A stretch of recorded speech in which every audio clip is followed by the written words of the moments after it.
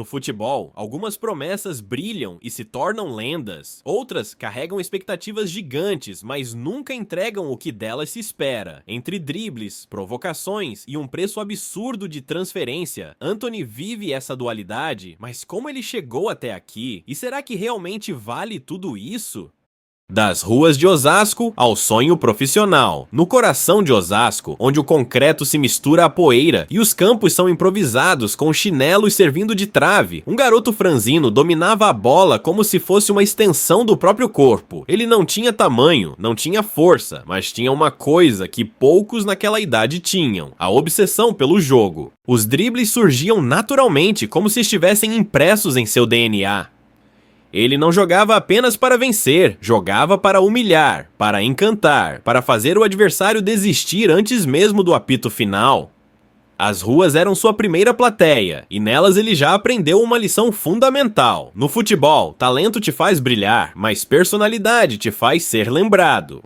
A bola rolava solta nas quadras e campos improvisados, mas havia algo nele que não cabia ali. O futebol de rua moldou sua ousadia, sua resistência às pancadas, sua criatividade sem limites, mas se ele quisesse mesmo chegar ao topo, precisava dar o primeiro grande salto, o primeiro de muitos. E esse salto veio quando um grande clube paulista abriu suas portas. Só que chegar era uma coisa, ficar, provar seu valor e se tornar algo mais do que apenas mais um garoto habilidoso, isso era uma batalha completamente diferente, e ele estava prestes a descobrir isso da maneira mais difícil. A ascensão no São Paulo e o olhar europeu. Entrar nas categorias de base do São Paulo foi um feito, mas sobreviver ali era outra história. O talento puro não bastava. Muitos garotos chegavam com dribles plásticos e um toque refinado, mas desapareciam quando a pressão aumentava. Futebol profissional não era só espetáculo, era intensidade, era disciplina, era constância. Nos primeiros treinos, ele precisou aprender a duras penas que ali ninguém se impressionava com firulas. Os marcadores eram mais rápidos, mais fortes, e não hesitavam em usar o corpo para mostrar que futebol não era brincadeira. Mas desistir nunca foi uma opção. A cada pancada, ele levantava. A cada erro, voltava para corrigir. Foi nessa luta diária que ele começou a moldar seu estilo. Um jogo de improviso, sim, mas com uma mentalidade cada vez mais afiada. As categorias de base foram sua vitrine. A torcida São Paulina, sempre carente de novos ídolos, começou a prestar atenção naquele garoto irreverente. O burburinho crescia, e quando finalmente chegou ao profissional, não demorou para que seus primeiros lampejos surgissem. Dribles desconcertantes, arrancadas imprevisíveis, uma personalidade que dividia opiniões. Ou você adorava o que ele fazia, ou torcia para que ele tropeçasse no próprio talento.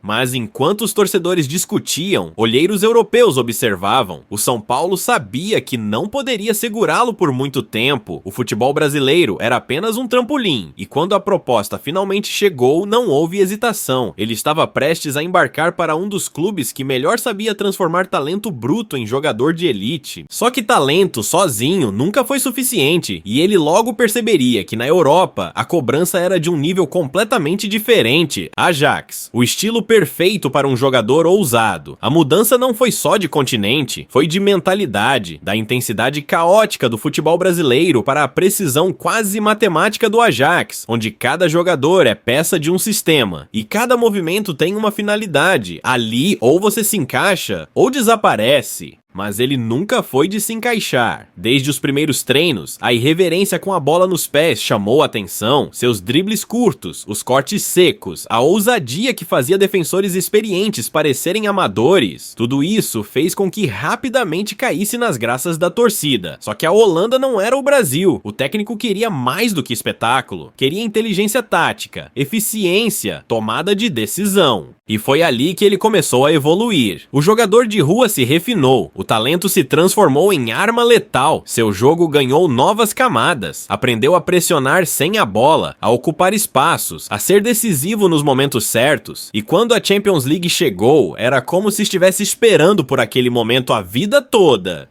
contra gigantes europeus, brilhou, criou jogadas, marcou gols, jogou com uma confiança que só os grandes têm, e o mercado percebeu. Se no Brasil ele era uma promessa, na Holanda virou uma realidade, um talento pronto para voos maiores. E um clube inglês, desesperado por reforços, percebeu isso antes de todo mundo. A transferência milionária e o choque com a Premier League. Quando um clube da Premier League coloca 100 milhões de euros na mesa, ele não está apenas comprando um jogador, está comprando uma promessa de impacto imediato. O Manchester United não fez diferente. Em meio a uma reconstrução turbulenta, viu nele não só um reforço, mas um símbolo de mudança, uma aposta ousada para devolver ao clube sua grandeza. A estreia foi cinematográfica, um clássico contra o Arsenal, um gol logo de cara, comemoração provocativa, vibração com a torcida. Parecia o começo de uma história lendária, mas a Premier League é implacável. Ela não permite que um jogador viva só de lampejos. E logo os primeiros desafios começaram a surgir.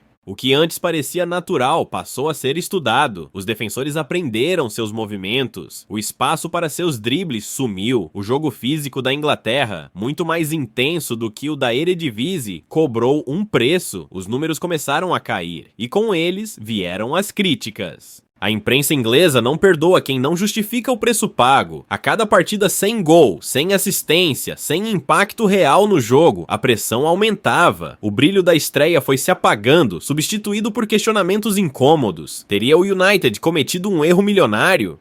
Mas enquanto os críticos afiavam suas palavras, ele ainda acreditava que podia dar a volta por cima. A questão era, teria tempo para isso? Pressão, críticas e a luta contra a desconfiança. Os aplausos viraram silêncio. O silêncio virou questionamento. E em pouco tempo, o questionamento virou impaciência. Era como se o peso da transferência de 100 milhões não estivesse só no contrato, mas em cada toque que ele dava na bola.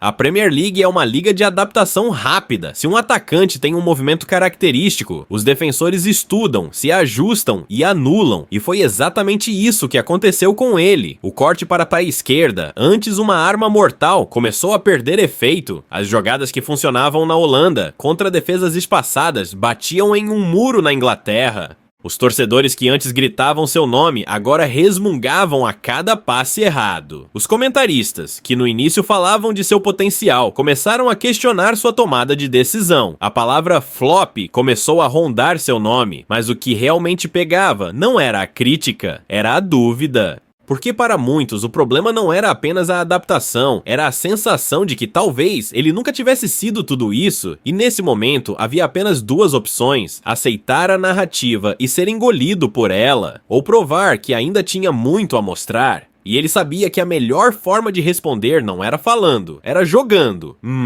Entre o céu e o inferno, o futuro de Antony. O futebol é um palco ingrato. Um dia você é a próxima grande estrela, no outro, um erro, uma fase ruim, e de repente seu nome vira sinônimo de decepção. Antony vive nesse limbo. Os momentos de brilho ainda aparecem. Um drible inesperado aqui, um golaço acolá, mas não são suficientes para calar a crítica. Cada boa atuação é recebida com um "agora vai", e cada jogo discreto reforça a narrativa de que ele não entregou o que se esperava. Ele é um jogador preso entre o talento e a desconfiança, entre o potencial e a cobrança, entre a promessa e a frustração.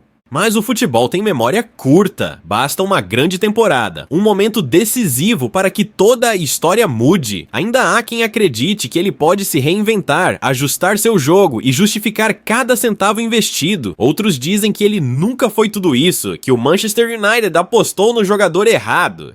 A pergunta que fica é, ele será lembrado como um talento que explodiu na hora certa ou como um jogador que nunca atingiu o esperado? A resposta, essa só o tempo pode dar.